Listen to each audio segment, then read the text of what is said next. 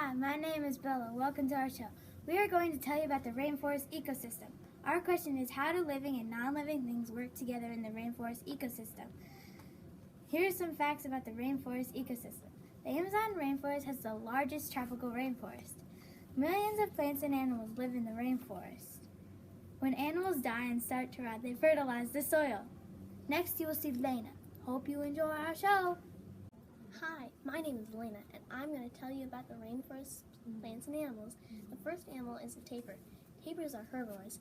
They eat twigs and leaves. The next animal is a parrot. They are also herbivores.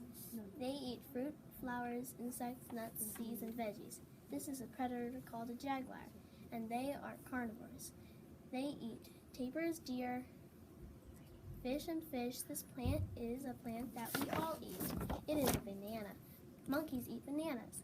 And then I'm going to talk about lianes. Lianes live in the trunks of trees. Lianes can kill trees too. Lianes are woody vine-like plants. Now Madison is going to talk about the non-living things of the rainforest. Hi, I'm Madison. I'm going to be telling you how the non-living things play a part in the rainforest ecosystem. The air and water keeps the plants and animals alive. Rocks can help plants, animals, and insects hide from predators.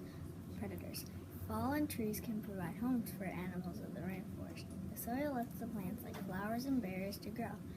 The rain moisturizes the soil to help the plants and trees grow. Last, you hear from Cody. Hi, I am Cody, and I'm going to tell you about how humans can both help and hurt the rainforest. One way humans can hurt the rainforest is by cutting down trees and taking away homes for animals. Humans can cause forest fires. This can also take away homes and food for animals. The fires even can kill the animals. However, sometimes forest fires help the rainforest by killing dead or diseased trees. They can even put nutrients back into the soil. Hope you enjoyed our show.